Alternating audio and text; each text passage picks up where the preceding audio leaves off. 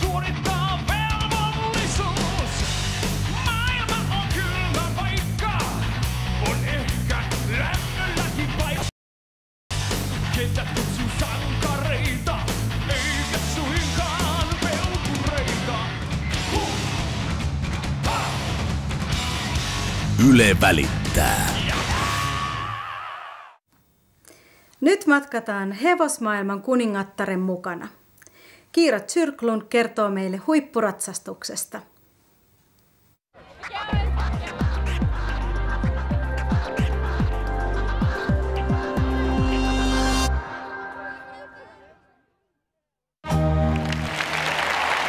The great Kiira Kirkland.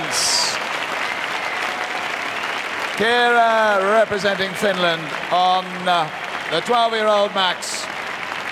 5 Olympic Games, an individual silver medal in the World Equestrian Games of Stockholm in 1990, and a World Cup winner in Paris in 1991. And let me tell you, in the World Cup final, she had 11 pupils in that final. She is one of the world's great trainers. So tremendous to have her here, ladies and gentlemen. Kiira Kirkland, Max. Well, we'll be giving you those final scores in a minute.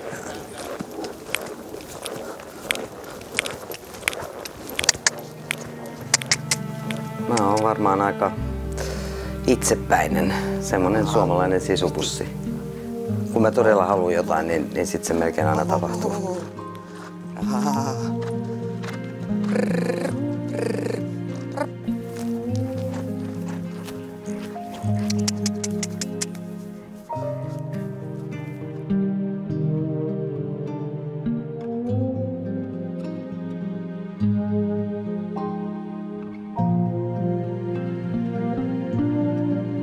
Hevoset on vähän semmoinen virus, että jos sä oot kerran sen saanut, niin se on sun veressä. Että jos sulla on se sun veressä ja sä todellakin haluat tehdä sitä, niin siitä vaan. Se ainakin mä en voi sanoa, etteikö olisi kannattanut tehdä tätä uravalintaa. Se on kovaa, mutta se on 7 päivää viikossa ja ei ole niin hirveän pitkiä kesälomia. Että kyllä mä luulen, että mitä tahansa mitä sä teet, jos sä haluat olla hyvä siinä, niin sun on pakko tehdä se 100%.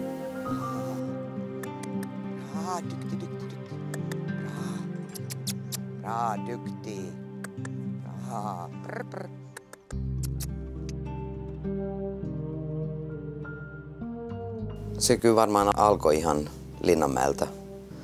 Niillä oli aasiratsastusta ja mä olin sitten kerännyt rahaa koko vuoden aikana, kun piti mennä kaikki nämä eri hauskuudet, mitä oli Linnanmäellä, mutta ne kaikki rahat meni siihen aasiratsastukseen. Ja sitten mä muistan, että mä keräsin rahaa seuraavaan vuoteen ja sitten niillä ei ollut niitä aaseja enää ja se oli kauhea pettymys.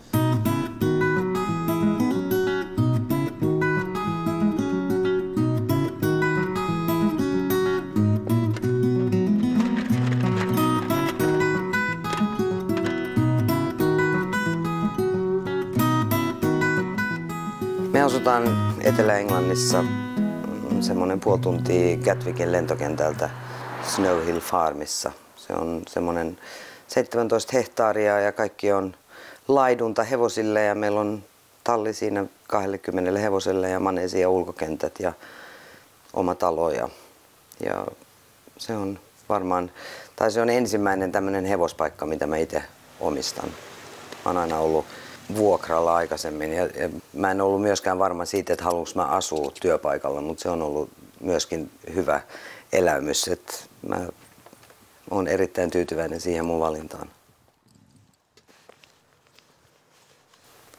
Englanti on mun mielestä hieno maa. Mä luulen, että mitä vanhemmaksi sä tuut, niin sitä tärkeämmäksi se miljöö tulee, missä sä asut. Se on kuin iso puutarha ja ilmasto mun mielestä on hyvä siellä. Et talvisin voi ratsastaa ulkona melkein koko talven, paitsi silloin kun nyt sataa, mutta musta se sade ei ole ollut mitenkään paha.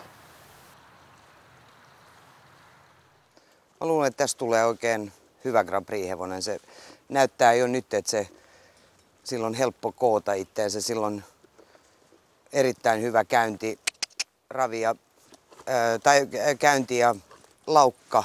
Ravi on vähän pientä vielä näin, mutta se on erittäin helppoa koota sitä.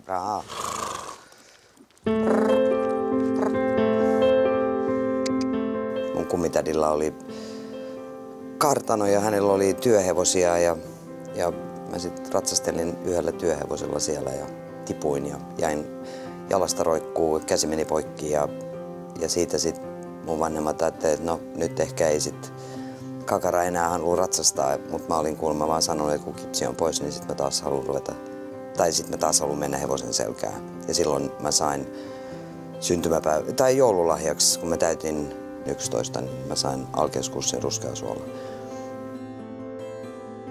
Jo niin kuin se, että mä sain ratsastaa kerran viikossa ratsastuskoulussa, oli aika paljon rahaa meidän perheelle siihen aikaan.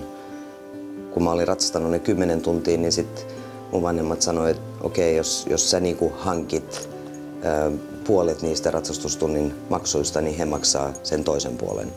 Ja se oli, nyt kun mä näen sen tilanteen, niin se oli hyvä juttu. Et se on tietysti, että mä en pystynyt tienaamaan rahaa, kun mä olin 12, mutta mä autoin kotona ja menin kauppaan ja sain niinku siitä vähän rahaa ja sitten kaikki viikkorahat meni siihen. Tuntihinta nousi 10 markkaan ja sitten mun mielestä se oli niin paljon rahaa ja mä en oppinut enää siellä niin paljon, niin sitten mä lähdin Savijärvelle. Me tunnettiin nämä Simosenit hyvin niin kuin perheen kautta. Ja sitten mä ratsastin siellä pari vuotta ja se oli ihan hyvä opetusta, koska siellä sai vähän tehdä oman mielen mukaan. Ratsastettiin paljon ilman satulaa ja putsattiin talleja ja tehtiin kaikkea. Opittiin niin kuin paljon ihan hevosen yleiskäsittelyä siellä. Ja mentiin Lahteen ekoihin kansallisiin kisoihin, mihin mä olin osallistunut. Ja mä en edes tiennyt sitä, mutta ne oli Pohjola-kilpailut, eli pohjoismaiset mestaruuskisat.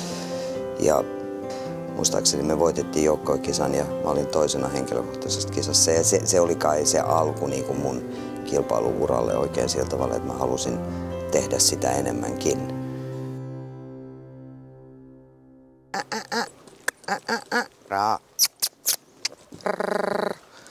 Ja täällä niin kuin harjoitellaan vähän kuuliaisuutta, että se keskittyy minuun ja samalla, että se työskentelee oikein koko kropan läpi. Nämä just siirtymiset laukasta raviin ja ravista laukkaan, niin se on hyvää työskentelyä tämmöisen nuoren kanssa ja vanhemmankin kanssa. Braa. Mun vanhemmat päätti sitten, että ne ostaa mulle hevosen ja sitten me mentiin Ruotsiin ja mun äidin kanssa, joka ei oikeastaan tiennyt kauhean paljon hevosista, mutta sieltä me löydettiin Kasperin ja ekana vuonna niin mä voitin junnujen Suomen mestaruuden kouluratsastuksessa sen kanssa ja olin toinen kenttäkilpailussa ja 4. estemestaruuksissa. Ja Kasper oli ensimmäinen hevonen, jolla mä sit voitin SM 72 senioreiden SM.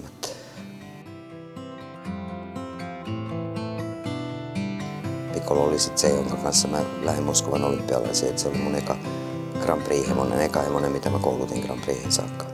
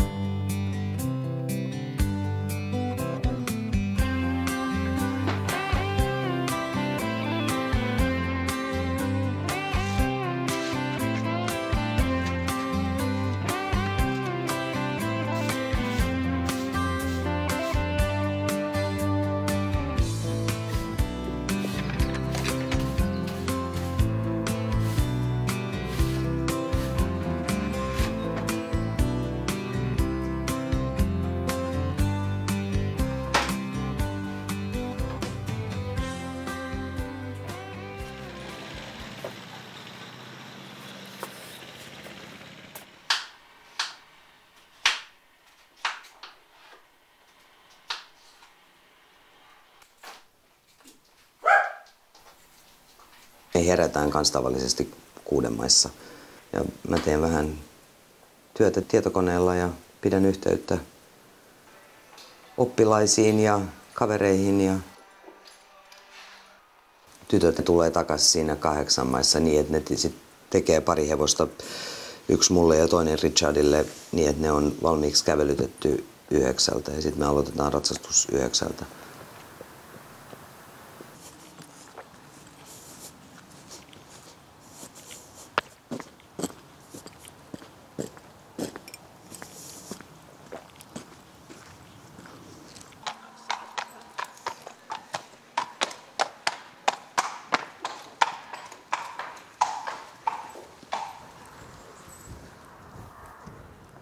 Me tavattiin Richardin kanssa Saksassa Tallinkäytävällä.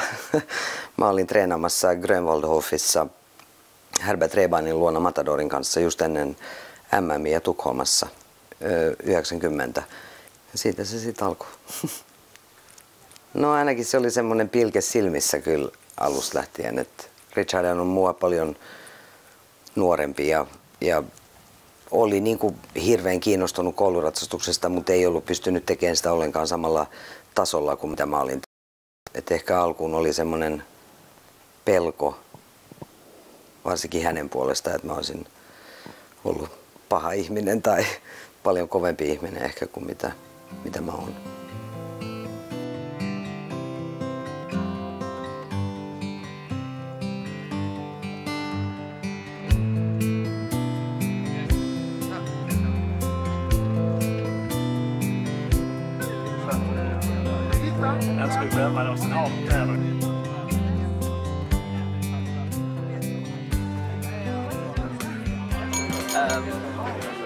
But actually it's rather a special birthday this time. This is the first time, or her first birthday as Mrs. White, my wife. What? So, happy birthday, dear. I told you so a couple of months ago.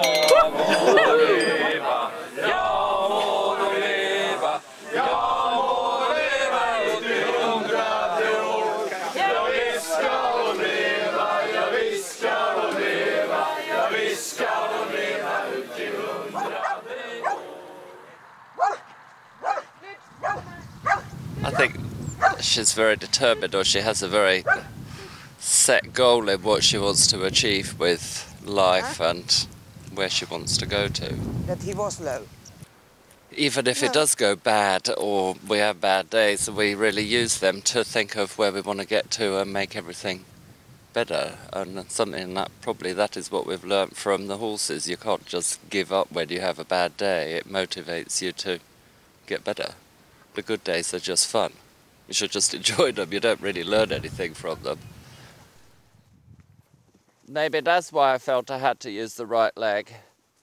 Because he was making me get him look to the outside. I mean, there he's like straight. Huh? Does he feel like Varmaan tärkein mun tiimissä, niin se on kyllä Richard. Tuntee mut ja on tarpeeksi kovapäinen kanssa ja rehellinen niin, että se uskaltaa sanoa, mitä tapahtuu. Et usein semmoisessa asemassa, missä mä oon, niin se on helppoa, että sä vaan kuuntelet kaikkia, jotka sanoo, että kaikki menee hyvin. Ja sitten tietysti on hevosenhoitaja, joka on yksi niistä tärkeimmistä, joka on niinku hevosen kanssa ja tuntee sen hevosen. Mä melkein aina kysyn aamulla, että miten Max voi ja onko hyvä tuulella vai se antaa mulle niinku tietoa siitä, millä tavoin mä pystyn sitä treenaamaan. Tai onko sillä lämpöä jossain jalassa tai onko sillä kipuja jossain lihaksessa. Ja du kan skritta lite sådär. I can check your flights there. So would you do BA in the evening and then Sunday morning? Mia, joka on mun personal assistant, voi sanoa, hän hoitaa koko kirjanpidon Snowhillissä ja on kanssa ihan semmoinen avainhenkilö siinä, että mä voin tehdä sen, mitä mä teen. Mä reissaan aika paljon ja on paljon reissuja ja on paljon asioita, mitä pitää järjestää eri paikoissa ja hän on se taustavoima siinä, joka hoitaa sen kaiken ja muutenkin potkii mua persuksi, että täytyy taas lähteä jonnekin ja tehdä jotain. Ja sitten on tietysti kaikki hevosenhoitajat kotona, jotka varsinkin silloin, kun me ollaan poissa, niin se on tärkeää, että tietää, että voi lähteä ja jättää sen tallin ja se on hyvissä käsissä.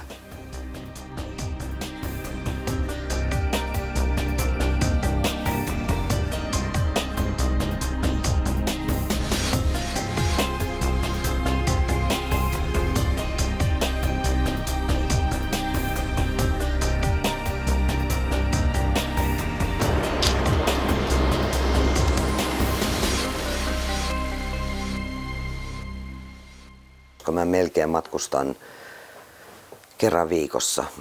Ja silloin mä menen Ruotsiin. Mulla on semmoinen ryhmä siellä, jonka nimi on Knytkalasse, jota mä oon jo vetänyt varmaan 12 vuotta. Ja nykyään mä myöskin menen säännöllisesti Suomeen, missä meillä on tää Team PP, mitä mä valmennan. Ja sitten mä menen säännöllisesti Portugaliin. Mä oon niinku itse kouluttanut ainakin 15 hevosta, mitä mä oon itse ratsastanut Grand Prixtä kansainvälisellä tasolla. Mutta sit jos mä otan nämä oppilaat, mitä me ollaan treenattu, niin varmaan 50 hevosta, jotka on mennyt kansainvälistä Grand Prixtä kaiken kaikkiaan. Esimerkiksi Flyingen aikoina niin meillä oli 20 Grand Prix-hevosta treenauksessa joka päivä. Och hela tiden liksom känna den där avslappningen i ditt överliv så att du blir att sitta i sadeln som på en stol så att du inte försöker börja rida sadeln eller hoppa upp och ner i den utan så. Jag tycker Kyra är otroligt kritisk, men alltid glimten i ögat så att hon kan skämta om det. Hon är ingen människa som öser beröm över er bara för sakens skull. Hon är ganska sparsmakad.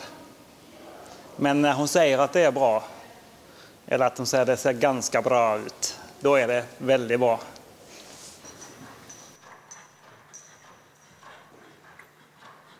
Bra. Jan Brink hän tuli mulle jo silloin, kun mä olin Flyingessä ja halusi niinku oppia enemmän. Ja mä luulen yhä edelleen, niin mitä mä pystyn hänelle antaa, on niinku tää 100% rehellisyys siinä, kun sä valmennat. Et mä tunnen sen hevosen ja mä tunnen Jaanin ja mä tiedän niiden hyvät puolet ja heikot puolet. Ja se on niin helppoa, kun sä meet isoon kisaan ja sulla on yhtäkkiä todellakin mitalimahdollisuus, että sä rupeat yliratsastaa, että sä teet enemmän kuin mitä se hevonen tuntee ja tietää. Ja silloin yhtäkkiä niin ne tulee vaan hermostuneeksi sen takia, että tilanne ei ole se, mikä se on aina muuten ollut. Että mä oon ollut samassa tilanteessa itse, mä oon itse tehnyt niitä samoja virheitä ja silloin se on helpompaa jarruttaa jotakuta muuta, kun sä näet, että ne on menossa siihen samaan ansaan.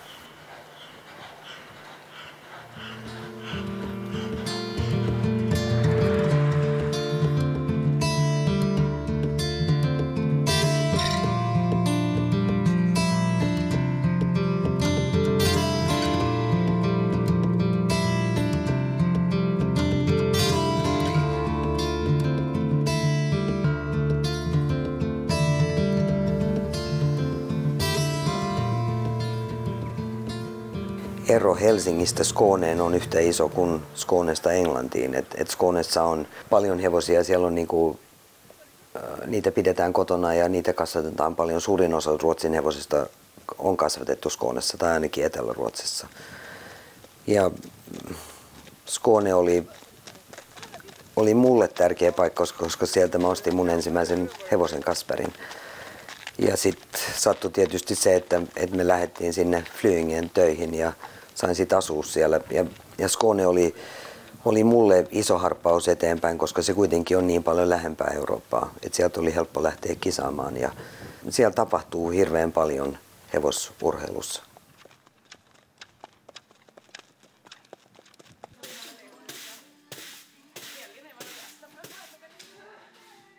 Täällä niin ratsastus on toiseksi suurin urheilulaji kaikista jalkapallon jälkeen. Ja niin kaupungit ja kunnat, niin ne on satsannut aika paljon siihen, että ollaan rakennettu talleja ja maneeseja ja ratsastuskouluja.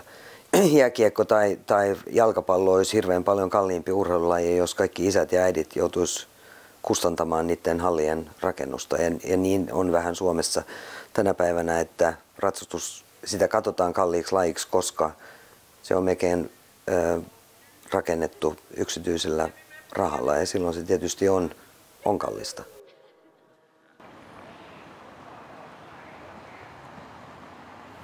No, Suomi tulee aina olemaan mun kotimaa. Tietysti koska mä asuin Ruotsissa monta vuotta ja ruotsalaiset mielellään olisi halunnut, että mä olisin ruvennut edustaa Ruotsia. Ja jos mä olisin vaan ajatellut itteeni, niin ehkä olisin sen tehnytkin, koska silloin olisi ollut suurempi mahdollisuus saada mitaleita olympialaisista tai maailmanmestaruuksista joukkuekisassa.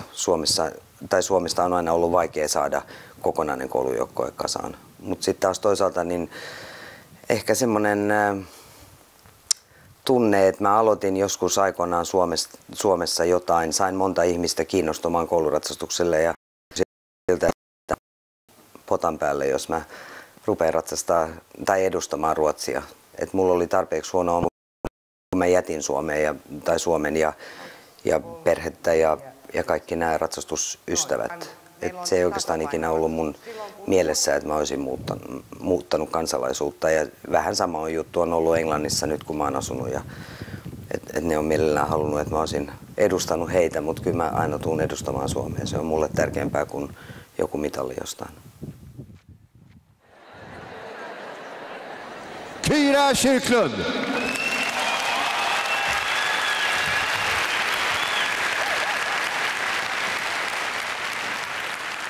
Men rakriktningen betyder inte bara det att trava på samma spår eller galoppera på samma spår. Rakriktning betyder också att hästen inte att den rör sig vertikalt eller horisontalt rakt. Att den inte går och trycker ner den ena bogen och ligger på ryttarens sida. Suurin ongelma ehkä tämmöisessä, kun mä teen tämmöisiä masterclass tai demoja, on se, että meillä on hevonen ja se on aina se tuntematon faktori tässä hommassa, että sä et tiedä millä tavalla ne tulee reagoimaan ihan jo siihen, että on paljon yleisöä, että ne voi jännittyä siitä, että joka kerta kun mä menen sisään, niin mulla on periaatteessa tämmöinen suunnitelma, mitä mä haluan tehdä ja mistä mä haluan puhua, mutta sitten kuitenkin ne hevoset on ne, jotka ohjaa mut minne mä menen ja mihin mä päädyn. Dra in magen först. Dra in magen så mycket mot inälvorna du kan. Och så blir du spänd här. Och så tänker du att du är på toa när du har hård mage. Okei. Och sen tryck emot min hand. Nej. Mä muistan, se mikä mulla on eniten jäänyt mieleen on 80-luvulla, kun kaverit halusi kauheasti ratsastaa Kiiran tunneilla ja ne säästi kaikki rahansa, että ne vaan pystyi menemään ja odotukset korkeilla ja mitä ne sai siellä tehdä, kävellä ympyrällä vaan ja etsiä sitä omaa tasapainoa ja istuntaa ja eikä tehdä mitään ihmeä muita vaikeita koukeroita ja kiemuroita. Et se oli aika jännä muistutus siitä perusratsastuksesta, missä Kiira on taitava ja mikä on sen niin kuin tavaramerkki. Okay. Och sen lite kortare steg igen. Då, kära Kyra, vi kan njuta av din röst, dina kunskaper hur länge som helst. Allt har ett slut. Samtidigt som vi tackar Kyra så gratulerar vi på hennes födelsedag.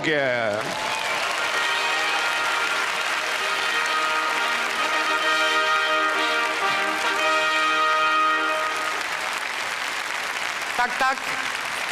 Jag blir alltid lite för intresserad när jag håller på med det här. Men tack för att ni orkar titta på det och hoppas att ni har någon liten idé att åka hem och träna på.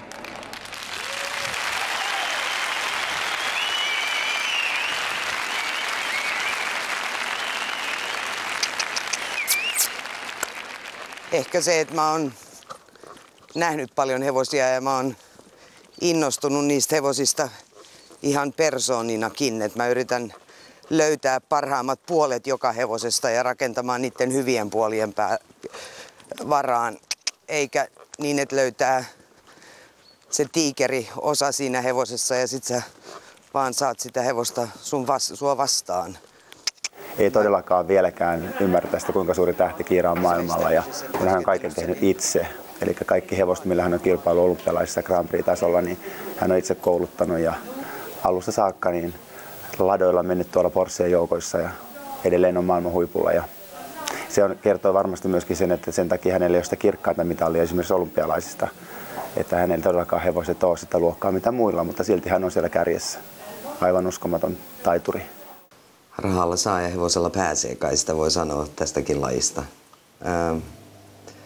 Mä luulen, että mä oon esimerkki siitä, että sä voit tehdä tämän myöskin ilman niin kuin suurta rahaa. Mä luulen, että mä en olisi voinut sitä tehdä ilman, että mun perhe olisi tukenut mut. Ja että siinä on ollut 3-4 semmoista ihmistä, auttoi mua oikealla hetkellä. Ehkä ei edes niin paljon rahallisesti, mutta siinä, että ne usko minuun. Ja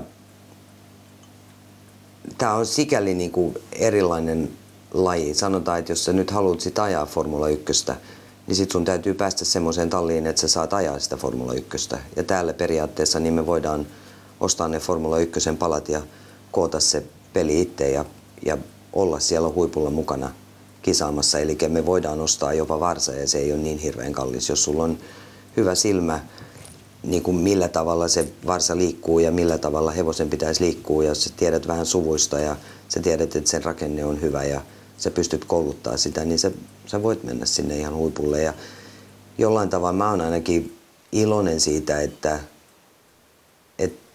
tämmöinen koulutettu hyvä hevonen, että se maksaa paljon. Koska se tekee sen, että ne ihmiset, jotka ehkä ei halua kisata, mutta kuitenkin pystyy kouluttaa hevosia, niin ne pystyy elämään. Jos sä myyt yhden semmoisen Grand Prix-hevosen joka 10. vuosi, niin sä elät ihan kivasti sillä. Mä sanoisin, että 2 miljoonaa euroa, niin sulla on vaikeuksia löytää semmoista hevosta.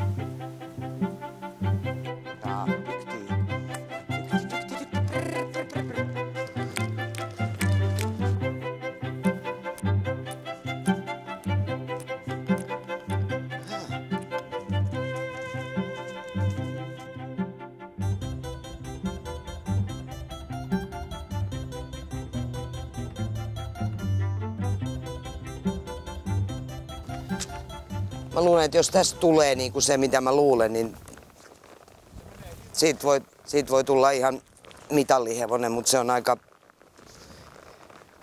omapäinen.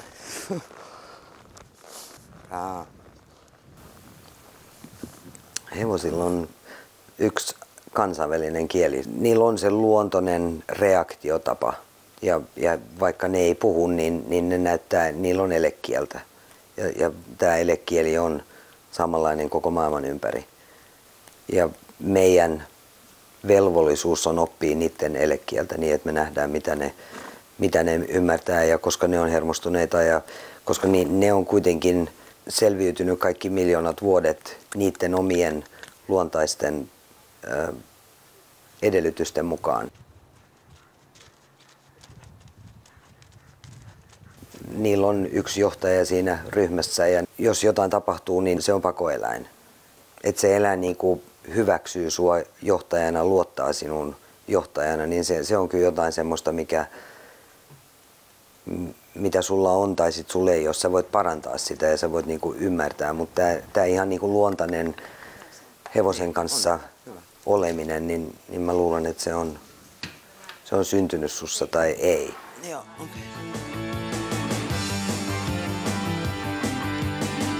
Kiira Kyrklundin ja Hurmuriori Matadorin hieno suoritus perjantaisessa Grand Prixssä enteili mahdollisuuksia myös varsinaisessa maailmanmestaruuskilpailuissa tänään Tukholman Olympiastadionilla Grand Prix-spesiaalissa. Paras kisamuisto on kyllä varmaan Tukholma. Ei sen takia, että mä voitin sen hopeamitalin siellä, mutta ennen kaikkea sitä, että Matador oli ollut kipeä, sehän sai sen ähkyn ja se leikattiin sen ähkyn takia ja sitten se sai komplikaatioita siihen leikkaushaavaan ja sitten se jouduttiin leikkaamaan vielä uudestaan. Se oli niinku mulle semmoinen herätyskello, että ne hevoset ihan niin kuin ihmisetkään, ne ei jää niinku sun läheisyyteen koko elämäksi, vaan mä pystyin paljon niinku nauttimaan siitä hevosesta joka päivä. Kun mä lähdin sinne, niin mä olin niin ylpeä siitä hevosesta, että se oli tullut takaisin. Se oli mulle se suurin palkinto.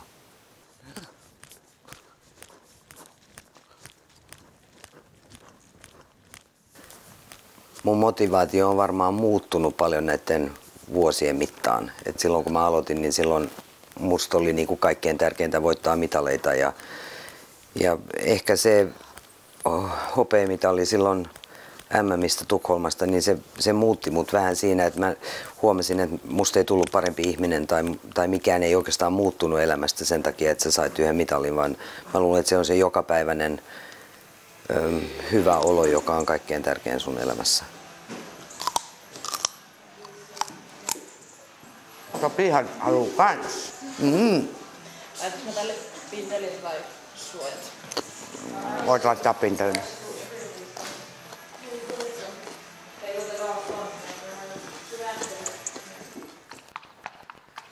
Ja siellä se niinku tulit yhtäkkiä vaan kannuksen kanssa. Se on melkein ennen kuin sä teet sen vaihdon, sun täytyy niinku tietää, että se ottaa sen alapohkeen. No. Ratsastus on tasapainolaji. Ensinnäkin täytyy pystyä seuraamaan sen hevosen tasapainoa ilman, että sitä rikkoo. Ja sen jälkeen niin sulla täytyy olla niin hyvä tasapaino, että sä pystyt sillä sun tasapainolla muuttamaan sen hevosen tasapainon. Ja mä luulen, että siinä niinku suurin osa tavallisista ratsastajista, niin ne ajattelee enemmän, että se hevonen on kuin kone, että jos sä käytät oikeata jalkaa, niin se hevonen reagoi samalla tavalla siihen oikeaan jalkaan tai ohjaan tai johonkin, mutta kaikki hevoset reagoi eri tavalla ja sun täytyy vaan katsoa, että siinä tulee oikea reaktio ja sitten kiittää sitä hevosta siitä oikeasta reaktiosta.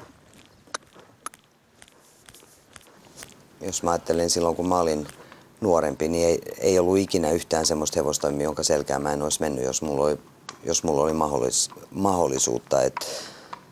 Tänään mun mielestä moni ratsastaja sanoi, että toi ei ole tarpeeksi hyvä hevonen mulle, että mä en viitti ratsastaa sitä. Tai näin, että mä muistan, että kun koulu oli loppu, niin mä menin ratikalla rusalle ja juoksin tallille ja seisoin tallin taisia maneesin ovella ja odotin, että mä olisin saanut edes kävelyttää jotain hevosta. Että kaikki ne tunnit satulassa, niin ne kyllä auttoi.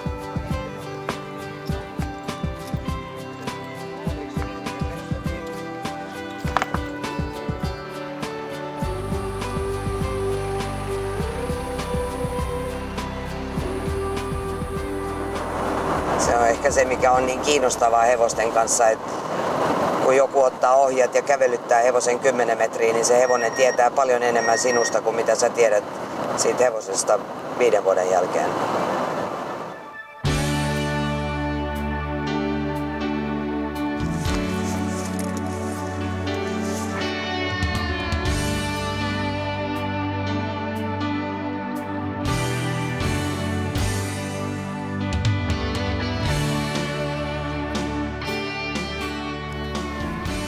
Hello, boys.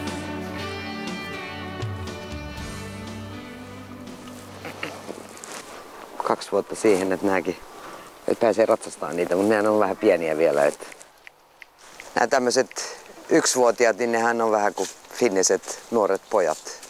Että sitä saa nyt sitten nähdä, mitä niistä tulee. Mutta mä luulen, että nämä kaksi oli ihan kivan näköisiä. Ne liikkuu molemmat hyvin ja niillä on hyvä rakenne, niin se oli ihan kiva. Ei nyt ehkä yllätys, mutta kuitenkin niin, että tietää, että on oikealla jäljellä. Sitten vaan tulevaisuus kertoo, jos niistä tulee mitä uskoo. So, now you go. We want to see you move instead. Come on. Siis se on niin hienoa saada olla tämmöisessä paikassa, missä sulla on ruohoa koko talven ja ne voi olla ulkona ihan luonnollisissa olosuhteissa ja silloin niistä kasvaa paljon sosiaalisempia, useimmiten myöskin paljon vahvempia yksilöitä.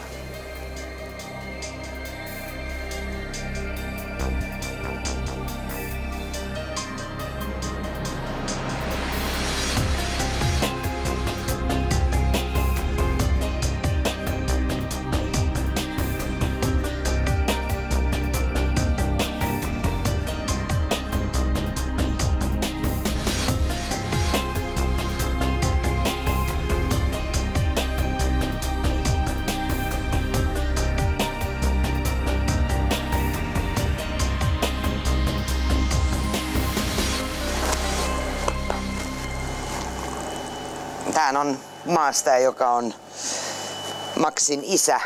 Ja mä itse kilpailin sillä Grand Prixtä ja se voitti World Cup -osakilpailun ja tarkoitus oli, että se olisi kisannut Sydneyn olympialaisissa, mutta sitten se valitettavasti sai jänneongelman ihan onnettomuudesta. Et se ei sit... Mä luulen, että hän tykkää siitä enemmän, että hän on nyt siitosoriina.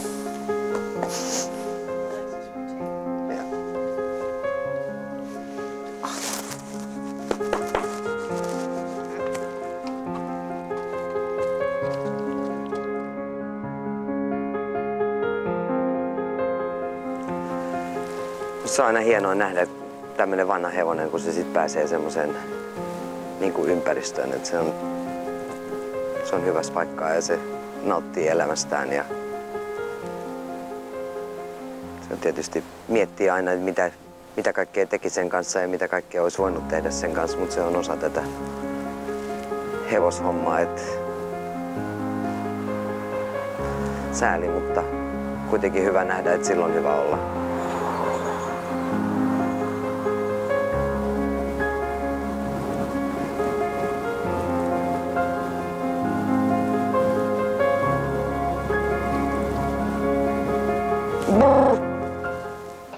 I just put my jacket up.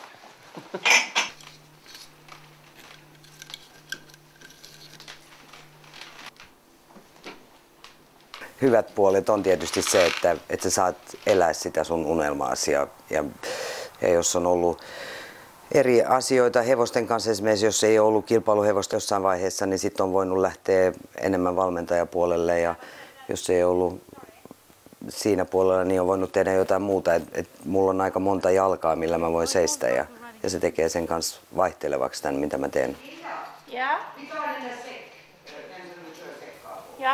Tietysti voi sanoa, että ehkä olisi ollut kiva olla niin kuin omia lapsia, mutta musta vähän tuntui siltä, että jos ne tulee samanlaiseksi kuin mitä mä itse olen, niin sit mä en ole ihan varma, että jos mä olisin pärjännyt niiden kanssa. Ja sit mä aina tunnen tässä, että meillä on niin paljon nuoria ihmisiä ympäriinsä, että se on ollut kiva seurata niitä nuoria ihmisiä niiden tulevassa elämässä kanssa. Et mä tunnen, että se, että ne on just ollut mun omat kakrut, niin se ei ole niin paljon, tai se ei ollut niin tärkeää.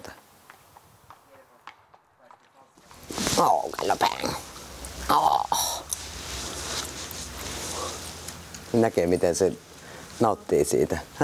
Se on uskomatonta. Ne oppii niin kuin melkein näyttää sulle, mistä ne haluaa enemmän. On nuo paikat, mihin ne ei itse pääse.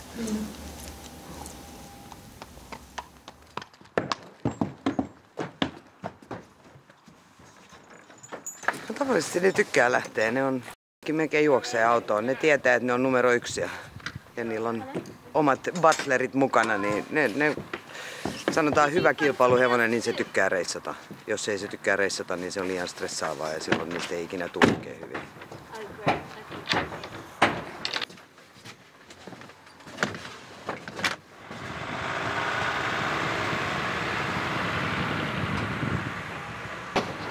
See you! Syns. Hejdå!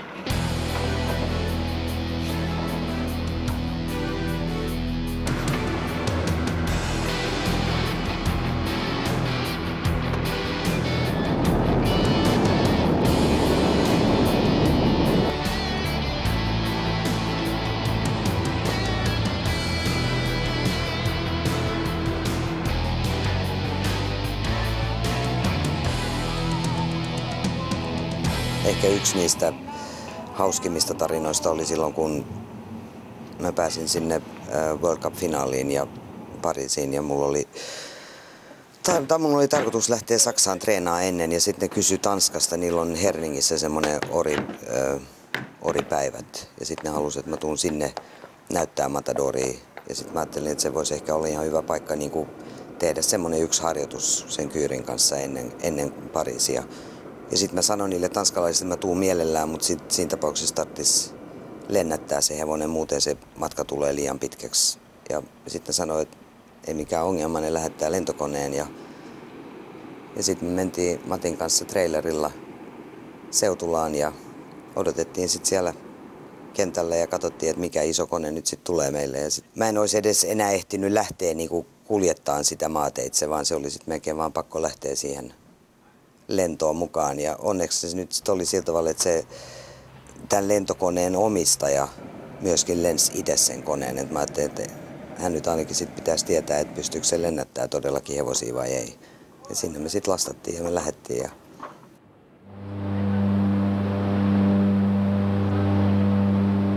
siinä oli vain 3 pientä istuinta, missä me istuttiin Matadorin edessä ja voitiin katsoa suoraan ulos. Se oli ehkä se ihmeellisin lento tähän mennessä. sitten kotiin päin niin tultiin vähän paremmalla koneella.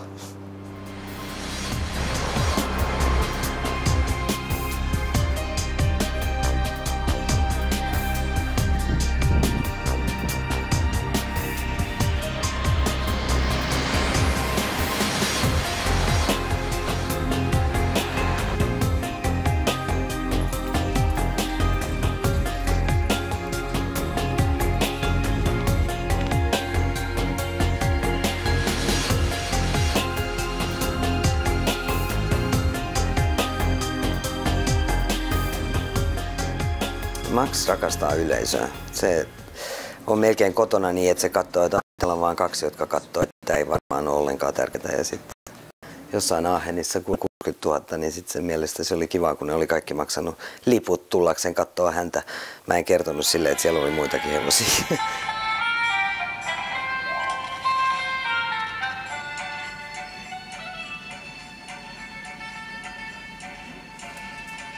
Jos sä pystyt kouluttamaan niitä sillä tavalla, että se itse kilpailutilanne ei ole mikään hirveän rankka tai kauhean vaikea, niin silloin mä luulen, että ne on ylpeitä itsestään ja ne haluaa mennä sinne sisään. Ja tietysti se, että kun tommonen hevonen lähtee kisaan, niin silloin private room service koko ajan. Silloin oma hevosenhoitaja, joka putsaa sitä ja antaa ruuat ja se on niin kuin numero 1. Ja mä luulen, että tommoset vanhat kilpailuhevoset, sit kun ne ei enää saa lähteä kisoihin, niin se on vaikea paikka niille. Ja mä tiedän monta kilparatsastajaa, jotka vaan välillä ottaa jopa nämä vanhat kilpahevoset mukaan kisoihin, vaan niin, että ne saa olla siellä mukana ja olla tärkeitä yhä edelleen.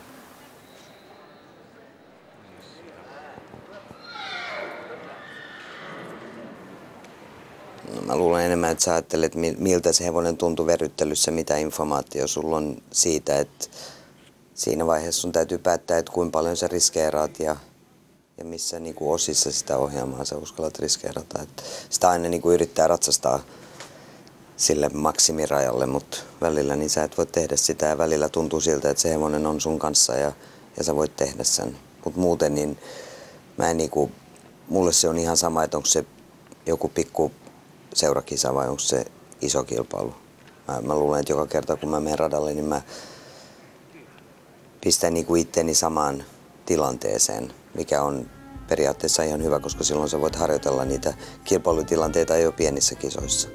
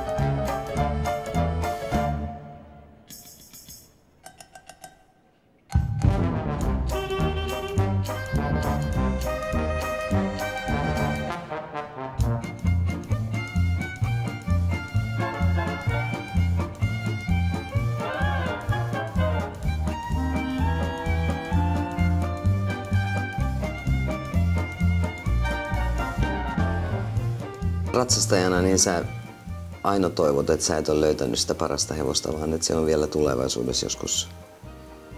Mutta toisaalta täytyy myös sanoa, että silloin kun on hyvä hevonen, niin silloin siitä täytyy pystyä nauttimaan. Ja hyvä hevonen ehkä ei nyt aina ole se, joka voittaa kaikkein suurimmat palkinnot ja tämmöistä. Se on yksi tietysti tärkeä asia, mutta semmoinen kun esimerkiksi Matador oli mulle tärkeä sen takia, että se tuli mulle, kun se oli 3-vuotias, että mä niinku opin sen kanssa hirveän paljon ja se auttoi mua mun karjärissä ja ehkä se on sillä tavalla ollut mulle erittäin tärkeä hevonen, mutta esimerkiksi Max nyt, se tuli mulle 4-vuotiaana ja noin, ja se on ollut erittäin niin kuin erilainen hevonen kuin mitä Matador oli, mutta kuitenkin kun mä ratsastan, niin mä voin löytää niin kuin samoja fiiliksiä, että mä voin sanoa, että nyt se tuntuu niin kuin Matador. Ja et sillä tavalla se Matador ehkä on mulle se kaikkein tärkein, koska se on yhä edelleen semmoinen niin kuin mitta siitä, miten hyvin hevonen menee. Silloin kun se tuntuu Matilta, niin silloin kaikki on hyvin.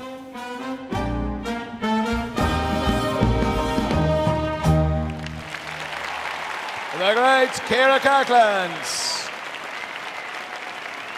Kira representing Finland on the 12-year-old Max.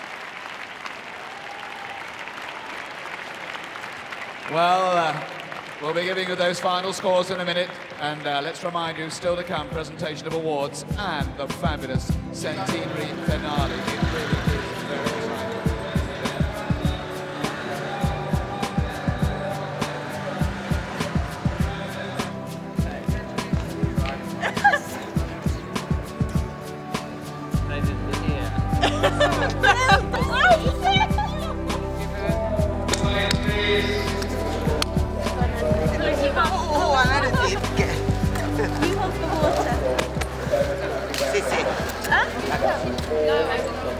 Where's another bandage?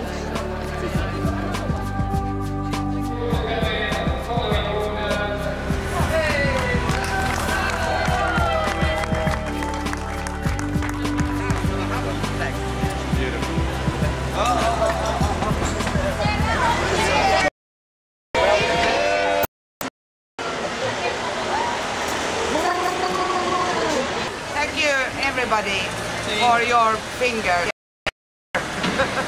Cheers! Thank you. Cheers, everyone!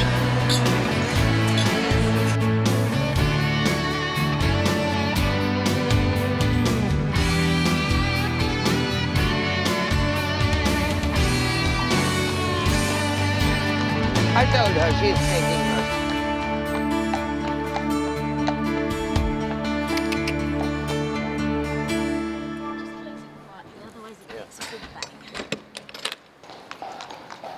Meillä on oikein lyhyt matka. Nyt tää ei ole matka eikä mikään tunti vaan. Ja sit me ollaan kotona ja Max pääsee omaan karsinaan ja sit 5 viikon päästä niin sit tää kaikki alkaa taas uudestaan. Sitä ei ikinä... Tai ainoa minkä tietää on se, että sä taas aloitat nollasta.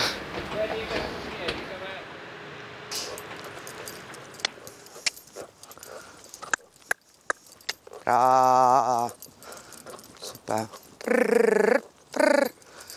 Esimerkiksi tässä nyt niin se on mennyt niin hyvin, että mä en halua sitä vaan jatkaa sen enempää, että se saisi päivän liikunnat siitä, vaan sitten me laitetaan se ulos tarhaan iltapäivällä, niin se saa sen liikuntansa siinä, tai tytöt kävelyttää niitä vähän. Periaatteessa hevonen on laiska, se tykkää olla laitumella ja syömässä, niin niiden paras kiitos on se, että ei tarvitse jatkaa töitä.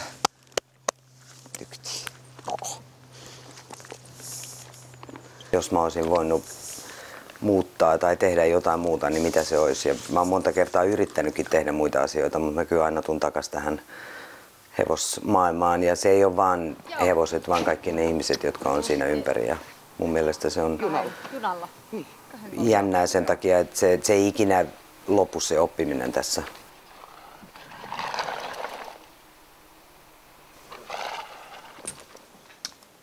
Mä luulen, että tässä vaiheessa unelmoi siitä, että saa tehdä tätä vielä monta vuotta.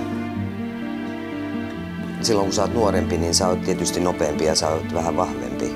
Mut sit tässä on niin hirveän paljon semmoista ymmärtämystä ja hevosmiestaitoa samalla. Että se ei ole voimalaji, vaan se on todellakin taitolaji.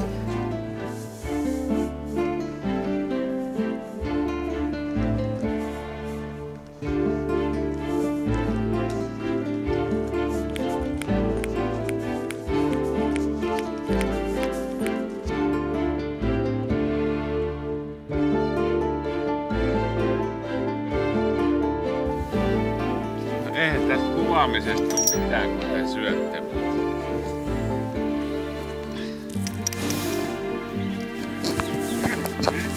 Ei oteta sitä karvaa.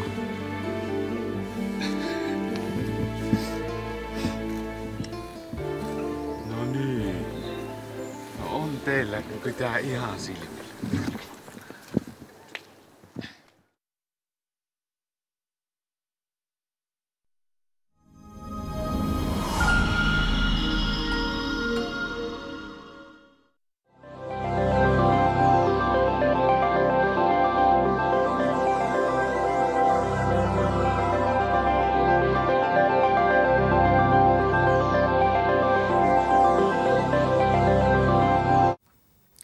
Ihanaa. Perjantai-ilta. Aika tarttua mikkiin. Musiikkina on tänään ainakin soulia, jatsia ja funkia. Sami Hintsanen, laulajat,